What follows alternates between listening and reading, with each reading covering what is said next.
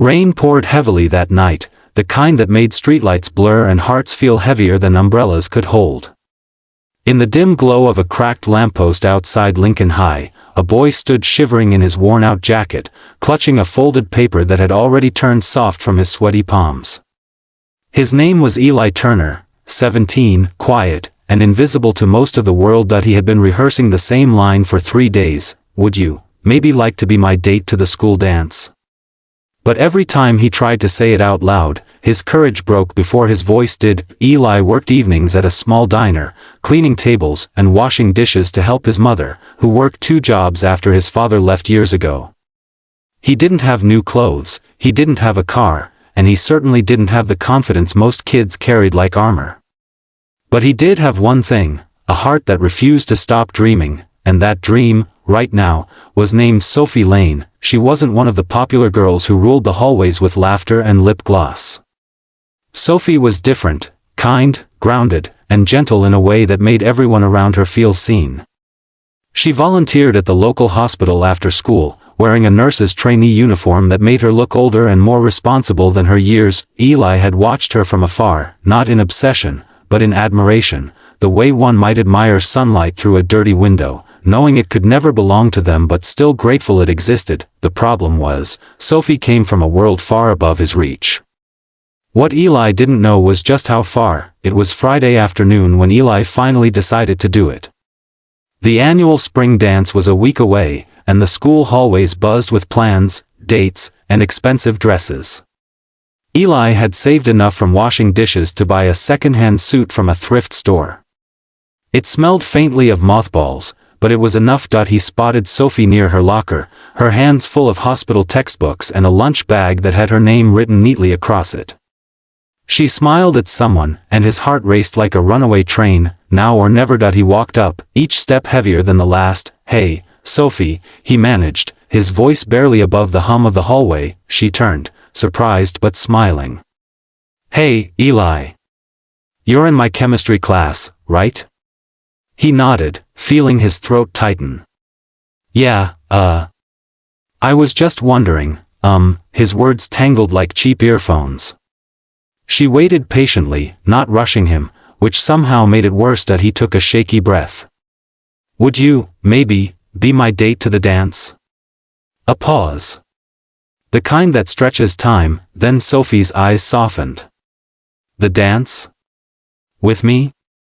He nodded quickly, his ears burning. "I totally understand if you don't want to, I just thought maybe, I'd love to," she interrupted, smiling brightly. For a second, Eli didn't believe he'd heard right. "You would?" "Of course," she said, tucking a loose strand of hair behind her ear. "You're sweet, Eli. I think it'll be fun."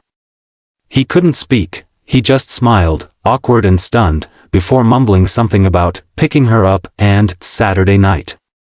As he walked away, his heart felt like it could light up the whole world. That night, Eli told his mother about the dance. She smiled despite the exhaustion under her eyes. "See," she said softly. "Even good things find their way to those who work hard and stay kind." He hugged her.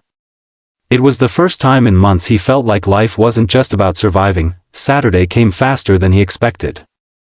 He polished his old shoes until the leather almost looked new, borrowed a tie from his manager at the diner, and fixed a single white rose onto a piece of ribbon, his handmade corsage for Sophie. He borrowed his neighbor's rusty bicycle, tied the rose carefully in his pocket, and pedaled across town to the address Sophie had texted him. When he reached it, he stopped. The house wasn't a house. It was a mansion, tall iron gates, manicured lawns, and a driveway so long it could host a marathon. Eli's hands went numb on the handlebars. "There's no way this is right." Before he could back out, the gate buzzed open. A guard waved him in politely, as if expecting him. He pedaled slowly up the long drive, his heart thudding like a drum in his chest. When the front doors opened, Sophie appeared, wearing a simple sky blue dress that somehow made her look both like royalty and like the same kind nurse's trainee he admired. "You came," she said cheerfully. He nodded weakly, trying not to stare at the marble floors and chandelier behind her. "Yeah, nice place." She laughed. "It's my dad's. He's a little over the top." "Her dad's?" Eli's stomach sank. Before he could process more, a deep voice spoke from the doorway. "Who's this young man?" Sophie turned. "Dad, this is Eli. My date." Eli turned around, and nearly forgot to breathe. Standing before him was Richard Lane, CEO of Lane Medical Industries, one of the wealthiest men in the city. He'd seen the man on TV giving speeches about healthcare innovations. Eli froze. His thrift store suit suddenly felt like a joke. Richard Lane looked him up and down. His expression was polite, but distant, the kind of look that measured a person in dollars, not decency. "A pleasure," Eli stammered, holding out his hand to Mr. Lane shook it briefly. "Likewise. I trust you'll bring my daughter home safely." "Yes, sir." Sophie gave her father a small smile and turned back to Eli. "Ready?" He nodded, trying to remember how to breathe. The dance was magical.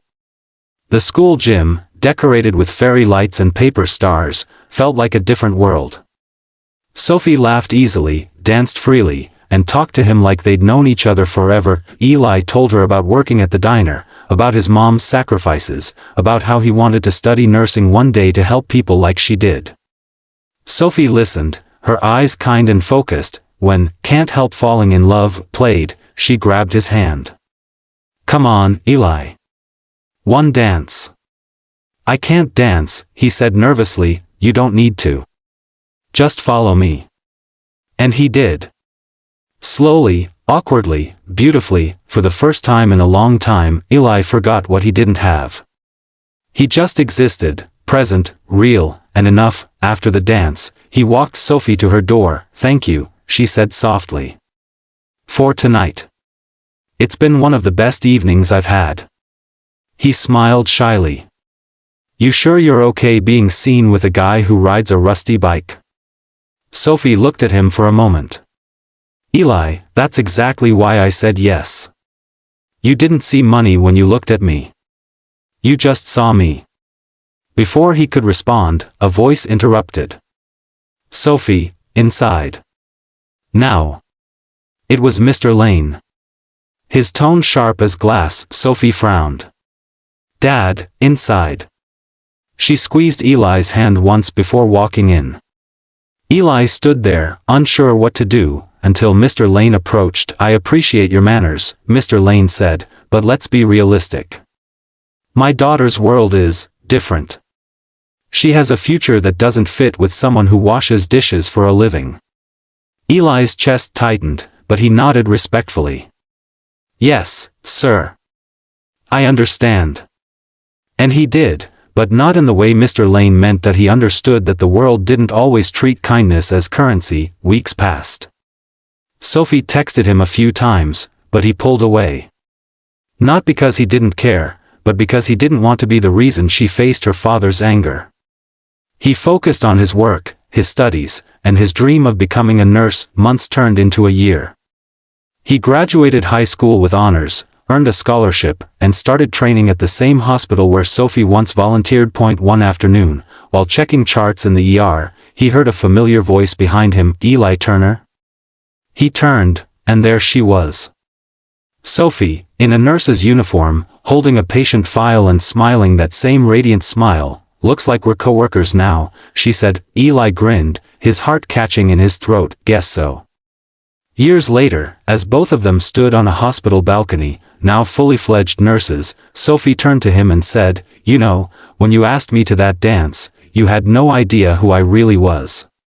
He chuckled. "If I had, I probably wouldn't have dared." She smiled softly. "Good thing you didn't. Because that night, that courage, changed both our lives." Eli looked out at the city lights, remembering the boy with the rusty bike and the folded paper. "I didn't have much back then," he said quietly, "but I had hope. And sometimes, that's enough to start everything." Sophie reached for his hand. "It always is." And as the evening breeze wrapped around them, it was clear, wealth could build walls, but courage and kindness built bridges strong enough to cross them.